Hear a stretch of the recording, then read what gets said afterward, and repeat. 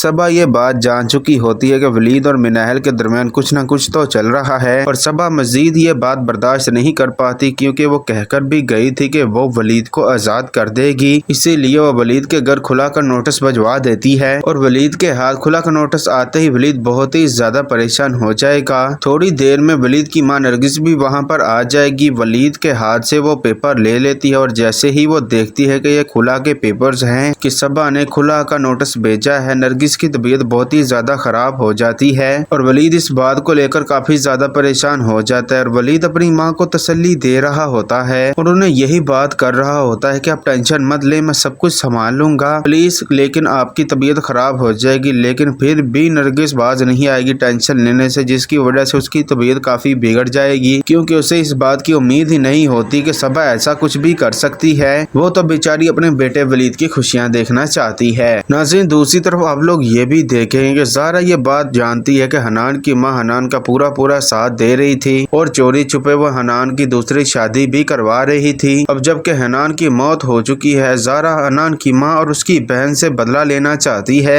और ये वो बात जानती है। अब तो हनान भी नहीं है अपनी माँ और बहन को बचाने के लिए। ज़ारा जब आरफा से बदतमीजी करेगी, ऊंचे लहजे में बात करेगी, तो आगे से आरफा उससे यही बात करेगी, तुम्हारा शौहर हनान इस दुनिया से जा चुका है और वो तुमसे बहुत ही ज्यादा प्यार करता था और अब तुम उसकी माँ के साथ ये सलूक कर रही हो। ज़ारा आरफा से यही बात करेगी कि मोहब्बत करने वाला शौहर नहीं था बल्कि वो बराए नाम शौहर था। जैसे ही आरफा ये बात सुनेगी उसे बहुत ही ज्यादा गुस्सा आएगा और वो ज़ारा को टोकेगी और उससे कहेगी कि तुम अपनी बकवास बंद करो, मैं तुम्हारे मुंह लगना नहीं चाहती। तो आगे से ज़ारा उसे यही कहेगी कि तुम्हारे लिए बेहतर यही है कि तुम मेरे मुंह ना ही लगो, अब तो हनान भी नहीं है तुम्हें बचाने के लिए, लेकिन अब मैं तुम्हें सबक जरूर सिखाऊंगी। जो कुछ तुमने मेरे साथ किया है अब वही सब कुछ मैं तुम्हारे और तुम्हारी बेटी के साथ करूंगी। तो नाज़रीन, ये सब कुछ देखेंगे आप आने वाली एपिसोड में।